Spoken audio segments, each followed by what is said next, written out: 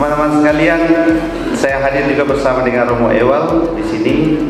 Beliau adalah Sekretaris Eksekutif Komisi PSC KWI periode yang lalu dan sekarang sudah kembali ke Sintang. Tetapi dia tetap adalah aktivis PSC dan juga pengurus Caritas Indonesia dan penggiat CU. Di KWI sendiri memang saya adalah koordinator PSC bagian LKM. Jadi di Konferensi Wali Gereja Indonesia ada pembinaan terkait dengan CU, dan karena itulah terakhir kami sudah melakukan 3 kali pelatihan online bersama dengan perguruan tinggi Katolik yang kami himpun agar memberikan kontribusi bagi gerakan CU, dan akan terus berlanjut. Puji Tuhan, pelatihan-pelatihan selalu diikuti dari lebih dari 100 orang. Saya tidak tahu ada yang ikut terakhir pelatihan PSC KWI di sini angkatan? Baik. Itu adalah bentuk dukungan dari Komisi PSC KWI karena kami tahu dalam sejarah gerakan CU di Indonesia harus diakui bahwa memang diinisiasi oleh sejumlah tokoh PSC tahun 63. Pertama kali belajar CU ke Bangkok dalam pertemuan sosial ekonomi wilayah Asia, dan kemudian berdiri tahun 67, kemudian lebih nyata pada tahun 71. Perkenankan saya menyampaikan beberapa hal meskipun tidak secara teratur. Semoga peran saya sebagai penasehat tidak cenderung menasihati, tapi mungkin membagikan beberapa hal yang bisa mendapat perhatian. Tema yang dipilih adalah adaptif, inovatif, dan holistik. Saya kira tema ini sangat penting ya. Tapi yang saya ingin tekankan itu bahwa zaman sudah berubah, situasi berubah, dan salah satu pemicu utamanya adalah, kalau sadar tidak sadar, adalah masalah lingkungan hidup.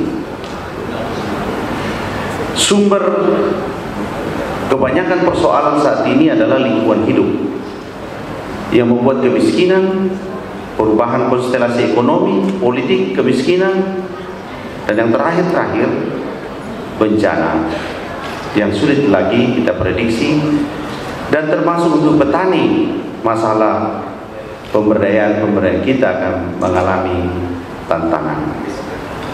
Maka perkenankan saya untuk kali ini menyampaikan, baiklah gerakan CU kita tidak hanya berfokus pada diri sendiri dan masih terkungkung dalam penyelesaian tata kelola yang menyangkut keorganisasian, tetapi belum mampu adaptif, inovatif, dan holistik sampai pada apa yang menjadi gambaran masa depan kita.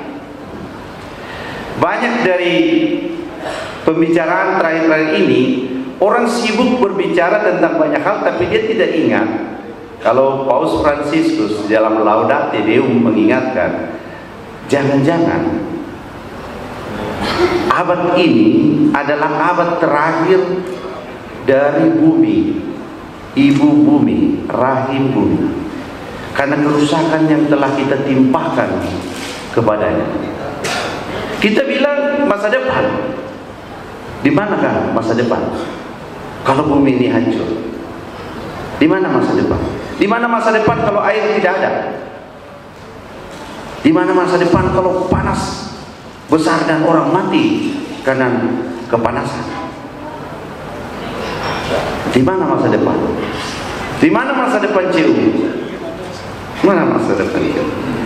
Dan hampir hari ini sebagian besar orang muda dan anak-anak, kalau orang bicara adaptasi perubahan iklim, Dia tidak tahu bahwa ini sedang berbicara tentang hidupnya 10 tahun ke depan, 20 tahun ke depan, 30 tahun ke depan, dan seterusnya.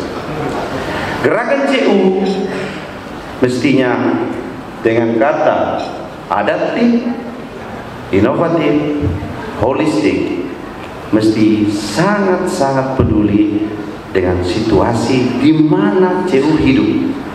Jangan sibuk dengan hanya diri, tata kelola. Ya tentu karena juga kredit lalai, tapi so what? Mau jadi apa gerakan CU tanpa sadar di mana dunianya, bagaimana harus hidup dan melanjutkan kehidupan bersama dengan masyarakat lainnya dan alam cipta. Itu yang pertama, menyoroti tema ini. Jadi kalau kita diajak adaptasi perubahan iklim supaya kita sangat care, peduli, itu bagi saya sekarang mengingatkan gerakan CU. Sehingga pemberdayaan jangan sekedar pemberdayaan, ya, pemberdayaan termasuk memproduksi begitu banyak alat pemberdayaan yang justru membawa kerusakan bagi bumi. Saya setuju dengan dua pembicara sebelumnya, tapi ada yang saya kurang setuju. Jangan pulang tanpa membeli sesuatu. Tidak selalu beli ya, kalau saya. Jangan apa namanya, harus kosongkan dompetnya. Jangan, lebih baik isi dompetnya. Dan kalau saya ya, agak terbalik sedikit. Tapi selamat menikmati Jakarta. Gitu. Teman-teman sekalian, gerakan kita telah menjadi begitu kuat ya, dan kita berharap gerakan kita bersanding dengan federasi nasional lainnya di Indonesia, yakni Inkopdim. Maka semoga gerakan kita makin bagus.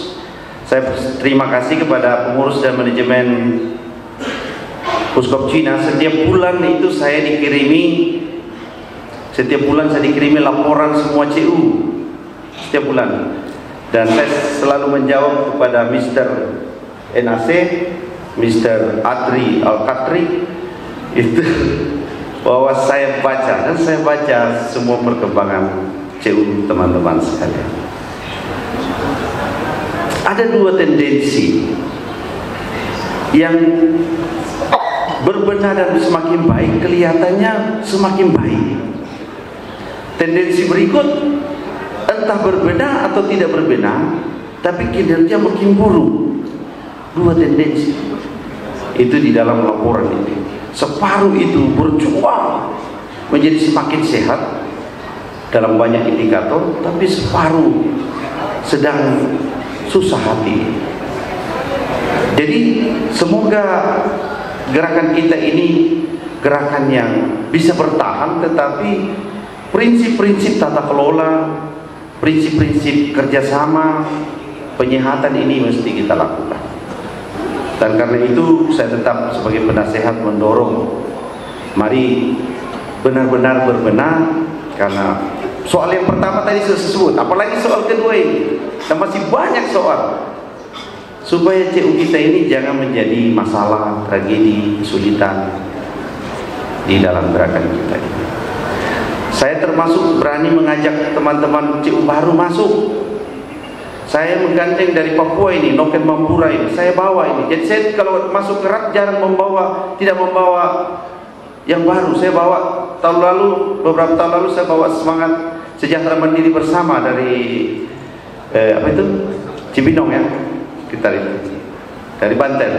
Saya bawa lagi dua ini dari Sulawesi Tengah, CU Harapan Sulu Bombong, dari Jayapura, CU Noken Mampura. Kita bergabung dan menjadi federasi yang makin kuat, tapi semestinya menjadi semakin sehat, semakin baik, semakin melayani.